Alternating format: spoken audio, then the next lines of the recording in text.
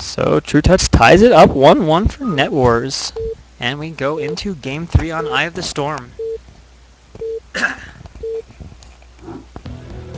So spawning, whoa, okay, we've got lots of observers. Alright, who's our actual players? Alright, we got 2 observers. Alright, so we got ZVZ again. On the bottom left from iwL, we have Ace.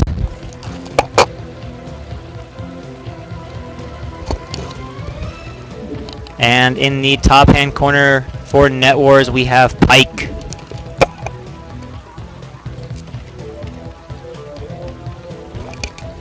And both these players quite strong. Whoa, that's kind of the wrong color for Ace on. That looks better. Alright, so here we go. Pike forgetting to vision his people. But yeah, Ace quite strong player. A minus, maybe even A rank back in the day, I can't remember, but has always been a strong player. And then of course Pike himself, a very strong player in his own right. So yeah, this should be a little bit more of an evenly matched CVZ. We definitely saw the skill discrepancy as True Touch was able to make a few more drones, just better decisions spiraling into an overall advantage. And the control was decent, but honestly it seemed to me like the decisions of True Touch just outclassed his opponent. And he just slowly gained an economic advantage and a ling advantage and whatnot.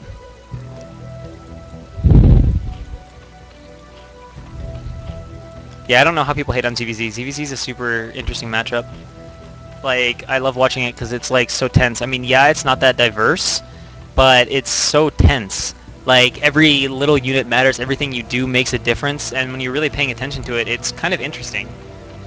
You know, in one sense, the strategy isn't like deep, but it's really tactical and tricky, and obviously the micro. But like, you know, whether or not you make that one extra drone or the extra pair of lings, you know, when you're talking about one drone being 10% of your economy, if you're able to notice something and sneak in that one drone or abuse your larva advantage or whatever, there's a lot of cool things you can do in this matchup. And I don't know, I just don't understand why people don't like it. And again, we have mirror builds from both players. And of course this map is Eye of the Storm. It has the low ground naturals, or sorry, not low ground. There's no high ground main. It's just open between the two with a nice tight choke, and then over here there's a ramp that leads down into the center of the map, so the natural is high ground compared to the rest. And we've got our lings being started, presumably for both players. Yes, indeed. Are they both going to opt for speed? We're just waiting to see on the guys. Well, they'll probably get lair first, but... so again, we've got identical 12 pool builds. No player wants to be greedy enough to try 12 hatch. There we go. Ling speed first for Pike. And it's ling speed first for Ace.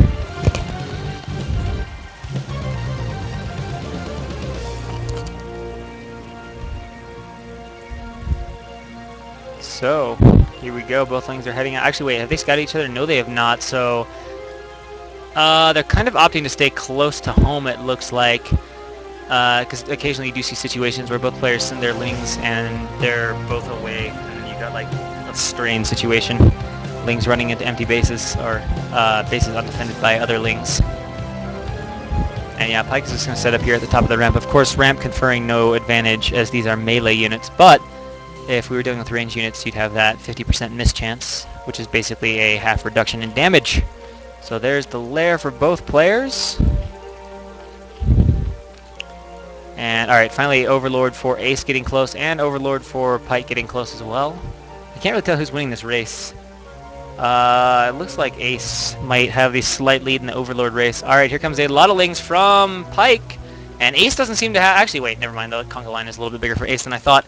Didn't look as big on the minimap. Maybe not quite as spread out. But Ace is falling back into a nice defensive position. And both players just going ahead and making a bunch of lings. We can see the drone count. 1, 2, 3, 4, 5, 6, 7, 8. There, 3 on gas. 1, 2, 3, 4, 5, 6, 7, 8, 9. Oh, wait, let's see. Does he have one more? 1, 2, 3, 4, 5, 6, 7, 8, 9. Yeah, he does have one more drone right now. Actually, never mind. It's at the natural for Ace. So equal count right now for both players. Having done identical things so far. And, oh, okay, so Pike is pulling these lings back into this position, and this is just 8 gives him a bit of an arc on the hatchery, as well as preventing a bunch of lings from running into the main and being obnoxious and running around in there for the next, like, 15, 20, 30 seconds. And a scouting link from Pike is going to try to get by in here. Will he be paying attention? Oh, it runs right in the middle of Ace's lings, which are now moving out.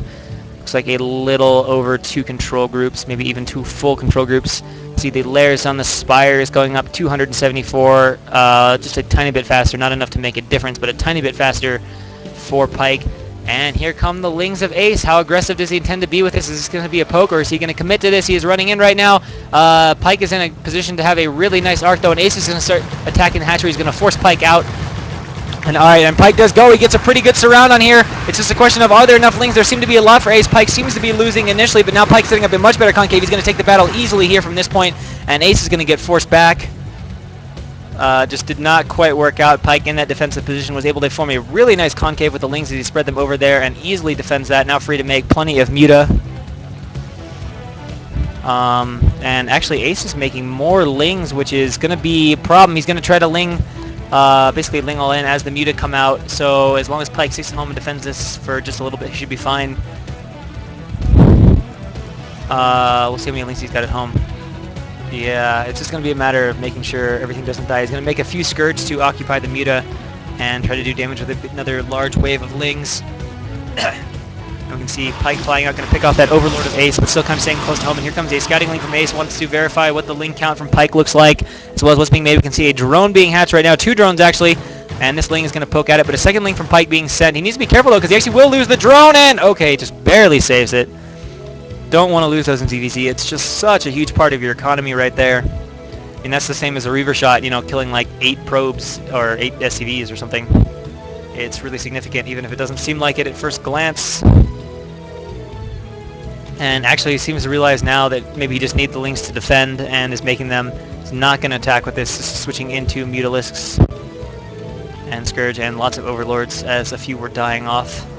But right now the Muta count is way higher for Pike. It looks like he has 5 right there, and there's just 1 out right now for Ace. Quite a few Scourge floating around, but at the same time those can be microed down without too much difficulty. And we have a few more scouting Lings for Ace. Don't actually decide to run in there. And we can see Pike has moved forward now with his concave. Pike now mining gas from both things. So this is going to be a big advantage here soon for Pike, as Ace has not moved to take that. Holy crap. He has not moved to take that. And yeah, that is twice as much gas. That is a big difference in Muta producing power, and it's going to quickly steamroll if Ace doesn't make something happen. He just can't really afford to sit on 1 gas. And there we go. He's going to move to take that. But let's see. It looks like by the time that gets done, it's going to be like a 300 gas advantage for Ace. That's a, you know, for Pike, that's a 3 Muta advantage, which can be pretty darn significant. And again, these scouting Lings from Ace, I do like this. He's constantly keeping tabs on what exactly is Pike making and what is in his natural. He's going to confirm that that gas is being mined. He's going to just poke around. He's not going to be able to do any actual damage, but we can see the Muta cloud from Pike is really big right now. And it is growing for Ace, who is also trying to sneak in a few drones, but he's going to need to live right now. Do we have any players hotkeys? No. Try to see if we can get an exact count. 1, 2, 3, 4, 5, 6, 7, 8, or 9 for Pike. And it looks like 5 or 6 from Ace, with lots of Scourge, but both players are just comfortable. I think, you know, Pike should be comfortable, although he hasn't really scouted a lot, but he should be comfortable with the fact he took his second gas pretty quickly, so that advantage is his, and he can just kind of ride it out right now as he makes a ton of Mutas. And Ace really is going to have to come to him or wait a long time to sort of catch up, but he's always going to be, you know, a few hundred gas behind. Yeah, 300 gas behind. So the onus is kind of on Ace right now to make something happen, and Pike content to just sit at home. And yeah, just lots of Muta. Actually really not bothering to make any Scourge at all. He's already at a control group probably, and making more.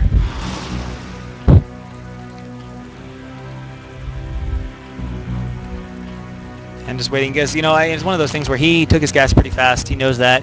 He knows he defended that Ling attack pretty easy. And if he moves out with his Muta, because neither are sunken up, and gets randomly counterattacked by Ace, it's quite possible for him to lose a few drones before he returns, and that can put Ace right back in the game.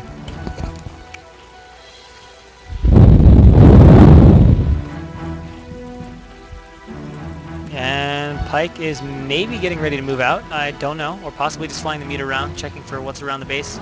And are we going to see our first real aggression of the game? It looks like we might. He's actually going to cross the center line of the map. Lots of Scourge being sent over as well. Of course, the only danger with taking this fight at Ace's base is his bounce damage will be distributed to a lot of non-air units. But here we go. We'll see how heavily he commits to this.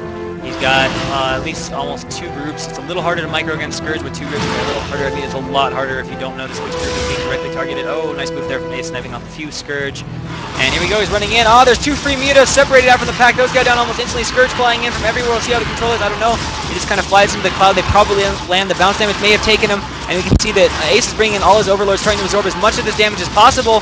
And because of that, Ace might just hold here. Yeah, Pike forced to flee. And Pike, despite having greater mutas, loses that fight pretty badly as that bounce damage just gets absorbed by everything else as well. You can see all these overlords that have various bits of damage that did not go to the mutas, and now Pike is going to be Noxus. He's going to micro a few of them down. Looks like it's still pretty close to a control group. He's putting the fuse quite fast, and he just pick off, does land a few Scourge, microing down that one. And again, I like this from Ace. He is bringing the overlords to continue to absorb the bounce damage. Very smart play, and now Ace looks like he's going to take the fight to Pike, getting off free hits as the Scourge taste, trying to whittle down this Muta cloud as much as possible. And a nice little split there from Pike, knowing that Muta can continue to chase and get off moving shots. And this Muta horribly misrallied. There's immediately a Scourge, but oh! A bunch of Scourge connecting now for Pike. That was at least 3 or 4 that connected as Ace runs right into them. And now fleeing back towards his Overlord cluster, which probably needs to go back home. It's a little bit exposed out there. If we take a look right now at the supplies, we can see Ace, or Pike, is a little bit behind. So nice play and nice thinking there from Ace in that engagement. Really savvy, smart play. I really liked that he brought those overlords. That was awesome. Just thinking ahead, thinking that, look, he probably has a meat advantage. He took that second gas faster. I saw that, and I need to be prepared for that. And now it looks like it's Ace's turn, bringing up all his lings as well. Actually just scouting for any hidden bases, but neither player having those. And oh, whoa! Hey, I didn't notice this. I don't think he knows. I don't know if he knows that either. Got 2 lings sitting there back behind the minerals. They don't know what they're doing. And all right, here we go. Here we go. Overlord's gonna die. So Pike loses his vision there of that one. Oh yeah, okay. Okay, yeah, for sure, because the overlords move. Yeah, that one's trapped by that one. Good call. Justin just confirming, explaining why that's there. It's just a cute way to stack overlords. I never even thought of that. So yeah, he knows that there. Alright, so Pike losing several overlords here. That's a bit unpleasant. That should supply block him. Yeah, it definitely does. So we can see 50 supply for Pike against 68. Pike's caught up a little bit in the supply. And oh my god, is Ace actually going to bring his overlords to fight? To also absorb damage? If he does, it's going to be like the coolest thing ever. But this is one slow exodus. I mean, he's bringing all his overlords. This has to be to fight. There's no other reason you could possibly just bring every single overlord across the map. It just doesn't make sense. And another overlord is going to go down. Ah! Scourge! Okay, he runs away. So he is just waiting on this. This is like, you can't even call it a timing attack. It's just like a bring overlord attack. It's awesome though. I love it. It's just, and he can't really, like, if he engages out here too, you know, he's gonna have to fight with all these muta absorbing damage. This is cute. I'm really curious to see if this works. I'm gonna try to even the fight, so I guess it'll kind of come down to who has the better muta count, as these overlords are obviously gonna absorb lots of their own. But he'll have, actually he's whittling down the overlord count, which leave, well, I don't know. I don't really know how it determines where bounce damage goes. I don't know if bounce damage goes preferentially to units versus buildings or what. But oh man. I mean, this can't be an accident that they've made it, you know, 3/4 of the way across the map, and he's constantly flowing his mutas over them, which he's, you know, he's watching 90% of the time. Comes a sneakling. There's actually nothing defending at home. More muta being made and rallied up for him. By him, I mean Ace. Slowly, ever so slowly, the overlords arrive. Just inching, creeping forward at their slow rate. And actually some more lings being produced now too. Oh, now he sees it. He's got to know what's happening. He's got to know. Alright, here we go. It's really hard to tell who has more muta. I really don't know. We can see Pike is also bringing his overlords forward, knowing what's going on. These players are going to be so supply capped. Actually, I don't know if they would be supply capped, but there's going to be a lot of overlords. They're going to need to be remade. And I don't know. Let's take a look at the supplies. We've got 90 against 81, so the count is anybody's guess. With this many muta, you just can't tell. So we'll just have to see what happens here in this battle. And now Ace is creeping those overlords slowly forward. And he's going to try to take off a few early and pick them off. And he picks off one, and are we going to have it? Are we going to go? And it looks like Pyke is charging forward. Needs to be careful. He pulls back, though. Doesn't really want to fight here, it seems like, quite yet. But a few muta getting caught out in the open. And 3 or 4 go down instantly for Ace, who is a little bit away from his overlords. And we can see right now the battle going on. Can't even really tell. There are lings running in everywhere, muta going everywhere. I don't know what's getting targeted. I don't know who's going to come out ahead. It's just a massive muta slugfest. The hatchery might go down, though, as these lings are targeted down. And the bounce damage is not significant, so even if Ace loses the battle, the hatchery is dead. But it looks like Ace is also winning the battle, especially now with his overlords. And GG! The overlords across the map strategy for Ace takes it over Pyke.